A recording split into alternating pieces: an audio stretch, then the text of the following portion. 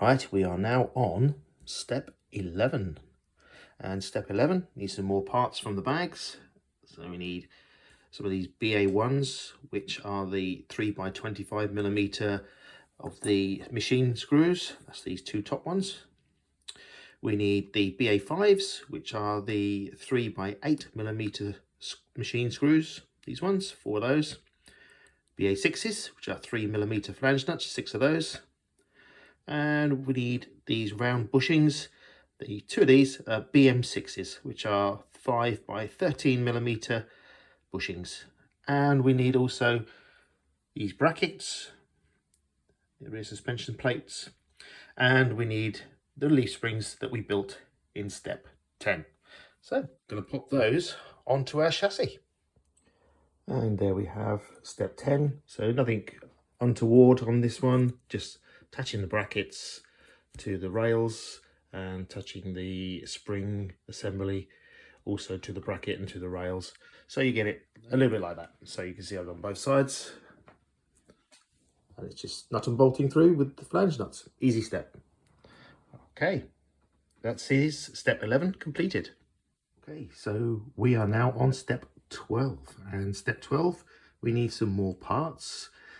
We need the 1150 metal bearings. Well, as you know with me, bye-bye to them and hello to normal bearings. There we go. So that's that one. Then we need the actual axles, which are here. So we need 4 of those, BH3s. We need the BA2s, which are the 3x20mm screws, machine screws. We need 2 of those. We need 2 of the BA6, the flange nuts. We need these 4mm E-clips. We need 8 of those. We need our B1 and B6 parts. And we need to assemble this as per the drawing. So we need to make 2 of these axles. So I'm going to go and do that. That's not a hard step. I'll show you how it looks like afterwards. So the first step of part 12 is to make 4 of these. And as you can see, I've used bearings instead. Careful when you get these E-clips, although they're big, you might still lose them. Always the way. But yeah, you pop the E-clips on, very straightforward, and pop the bearings on. Next part will be bolting them into the cases. Put them into cases just like that, making sure the bearings at either end, make sure they're done. So you are, and now put tops on and bolt through the middle. And there you are, step 12 complete. The 2 axles in the cases and bolted through. Easy, nice easy step. We are now on step 13, and step 13 is a 2-step assembly. So we need these BP1s, these are the brackets, we need 4 of these. As you can see there, 4 of those. Okay, we need also BA2s, we need 8 of those, which are there. We need our flange nut BA6s, 4 of those. We need step screws, which are 3x17.5mm. And we need 4 of those. We need 4 of our other step screws, which are 3x14mm, which are these 4. And we need our locking nuts for those as well. We also need from the parts tree, we need the B parts, which are B13 and B14, which are these 2 different types here. You've got the, this is the B14, this is the B13, this is the B13, and this is the B14, and this is the B14. So we've got our parts. We need to assemble this onto our chassis. Yep, so the 2 parts to this, as you can see from the drawing there, you need to make sure that these are facing towards the back, and on this one they're facing towards the middle. There we are. So they're going to be something like that. So that's part 1 of step 13. And the second part to step 13 is placing these support rods, and you'll see with these rods here, the B13s and the B14s, they've got this section here. It's like a standoff section, so you need to make sure this standoff section is on the support braces here in the middle, all the screws go through into the middle of the chassis, and the same again here. So you use the smaller of the step screws here, which are the 3x14s, and in the middle you use the 3x17.5. These have the flange nuts on the middle, and these have the locking nuts on this side as well. So you do that for all 4 of those, and you just tighten those up. So that's really effectively step 13 completed. Right, we are now on step 14. Step 14, quite a simple step, friction shocks. So as you can see, I've got the BS3 components here, the 4 of, with the BS2 cap already in place, so we'll take those off in a moment when we install. We've got the BM4s, which are these pistons, we've got the springs, and we've got the B11 parts for those. So it's a case of using the friction shocks. They're the standard shocks that come with this kit. Might need to change them at a later date, but we'll see how we get on. But we're going to install them, quite easy stuff. So in case you didn't know how to fit one of these shock absorbers together, these friction shocks, it's quite straightforward. You take your B11 part, I put it into a device like this just so to hold it so I can screw through. You put a little bit of grease on the shaft here before you put it through, so it's, you know, it's done. It's a little bit of ceramic grease on that. You pop that through the centre of the piston, of the suspension piston. Use your small Phillips screwdriver, pop that through into your plastic B11 part and just get it to bite. Looks straight to me, and then a case of screwing that all the way through to the end until it stops. It's very simple, very simple indeed. There you go, stopped. Then once you've done that, you take your spring and get a hold of it like I can, pop your spring into the center, and then the top, the BS2, the top, it's a case of screw that down, and there you have one friction shock. Yeah, I wish they used oil shocks. It would have been nice, especially with this lovely silver canister, which is really quite nice. But hey, that's the way it works. That's the Tamiya way. So there you are, step 14, all completed. Right, moving on to step 15. And step 15 needs some parts. So we're going to need our BA2 screws, which are the 3x20mm screws, which are these 4. We're going to need our BA6s, our 3mm flange nuts. We need 4.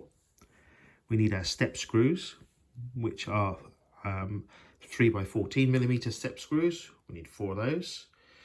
We need our BB7s, our 3mm locking nuts. We need 4 of those. And we need our damper collars, 4 of those. And we are effectively going to take our dampers and mount them onto the chassis, like so. And this is a case of screwing and put them on each side. Right, just to see if I can show you how to mount one of these dampers onto the chassis. So you use the little damper collar that goes inside. You take one of the 3x20mm screws that goes through. You then mount that on the chassis like so. You've got your flange nut on the other side, so you get that going, mounted on. So case of just come out of the hole. There you go. There you go. There we are. So that mounts the flange nut onto the chassis, and then you take the step screw and you pop the step screw through the mounting on the actual axle, and your lock nut, take your 3mm lock nut and catch the threads first of all. There you are. And just use a little box wrench to hold it and screw that till it stops. Done. That is step 15 completed. Right, we are now on step 16, and for step 16 we need our V1s and V2s. So these are our V1s here and these are our V2s. We need our tyres. Maybe starting to catch in now. Yeah, quick sniff, always a quick sniff on the tyres. Then we need our BC ones. We need 12 of those, which are our 2x6mm, and we need our 2mm nuts, which are BC6. We need 12 of those. Simple case of really putting the wheels and tyres on. So put the tyres on first, then put the wheels on, and you're bolting one set of wheels to the other. So you end up with effectively a pair together. Right, so which is why you make 4. So think of step 16 as in 2 parts. You've got the putting the tyre on, as you can see, on both types of wheel, and you can see here those types of wheel, and cementing them on. So I've actually done that on both types of wheel. They're actually cemented on now. So that's part 1 of step 16, and then we'll do the next step of step 16, which is putting the 2 wheel halves together. Okay, so this is the second half of step 16, and you attach the wheels once they're glued. So it's a case of lining up these little lugs with the holes in here, and you just sort of twist it around until it fits in, like so. There you are. And then you collect the little 2mm nut and you pop them in the hole and line them up like that. Pop your finger over, grab one of the little 2mm 6x6mm screws, pop your finger over where the little nut spinner is, turn the wheel over, locate the hole, and then just screw them through. There we are. Don't go too mad, only need to nip them up. Then you do the same again for the other ones. Okay, so just popping them in, collecting one of the screws, finger over the hole, over the nut so it doesn't fall out. From the other side, screw through. And the same again. There we go. Collect the screw. There we are. Finger over, into the hole, screw it down. There you are. Nip up, quarter turn, and there's a little bit more, quarter to a half turn. Done. That's it. Now you have all 4 wheels. Step 16 is now complete. Okay, so we are now on step 17. Very simple step. We take our rear bumper, we take the red and orange lenses and they just pop into place. We take our BC ones, our 2x6mm screws, machine screws, and we take our B4 parts, which are these black caps, and we screw them to the back of here. So I'm not going to screw these too tight. I'm just going to put them in place for the moment so I don't lose them, because I'm just waiting for some LEDs and things to come, because I've made a wiring loom with my flexible sleeve and some multiple cables that I've got. These are going to go down the length of the trailer to here, and then go all the way up to the cab, and I'm going to tap into the MC03 unit and collect the rear lights, and I'm going to also collect the connections for the right and left indicators. So yeah, so stay tuned for that. I'll show you that. So that's a bit of a wiring loom. As you can see, it's the length of the trailer and a bit more just for some luck. Yeah, and I've labelled the ends so I know what wires do what. Okay, so there we go. On to the next step. So on to step 18, and step 18 we need our rear bumper that we made in step 17. We need some screws, the 3x12mm screws. We need the 3mm flange nut. We need these locking flange nuts. Again, these are the 4mm ones for the wheels. And we need these BH2s, which are the go on the end of the axles and into the hubs of the wheels, so we can connect the wheels. So we are effectively putting the bumper on the back and connecting the wheels. An easy step. And there we have step 18 completed. So the wheels are on and the rear bumper is on. Like I say, I'm going to take this off again when I do the lights. Okay, so that's it. Step 18 done. And step 19 is, well, the retractable legs. Manually open the retractable legs. Well, we kind of just go like that. There you go, step 19 done. Just a little tip here. So before you pop your wires through the bottom of the chassis of the trailer there, I've basically adapted here just a rubber grommet because I don't like the wires chafing on the metal. So yeah, just popped a rubber grommet in there and that should stop the chafing. These you can get from any electrical store. They're just a rubber grommet. You can get the right sizes, but my one's a bit big, so I cut it down and it's into place. There you go, done. You just cut it down, glue it and put it into place after the glue is set. There you are. Rubber grommet, save your wires. So we are now on step 20, and with step 20 we're going to place the floor of the rear trailer on top of the base, and you do that by cutting some double-sided tape and sticking that into place. And you can see with mine, you've got 3 of your double-sided tapes. They are 20mm across, so if you just sort of stick that across there, look, you can see 20mm across. So I'll just put a line halfway through and we're gonna cut down the middle.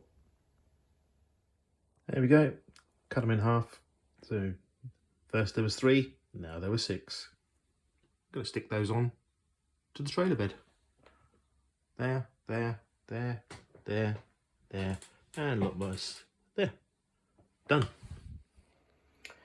Yeah, so there we are. They are double-sided onto the chassis, like so. Now we've got to put the floor on top. I've popped my cable loom in for my LEDs, so my LEDs are going to wire out the back here, and the LED loom, and the loom goes in and all the way through to the top there. That's going to go out, and so yeah, there we go. So that's the loom in place. So we're now doing the second part of step 20. So you may recall I've placed the double-sided tape onto the beds of the chassis, so they're in place. And now we take the floor, and one side of the floor's got a protection on it, and one side hasn't. But before we put there, just a quick note for you. So you may see this loomed cable here all the way going through, and a S-size DIN plug here. I've made my own LED lights that will go. I've made my LED loom, and my LED lights are inside there, ready to roll. So that's my 6 cables in there, 2 each for the indicators, and then 2 for the rear lights. And yeah, I've done an S type DIN, and there we go. That's step 20 completed. That's the floor in. Take those away, they're the things, and that's now done. We can now move on to step 21.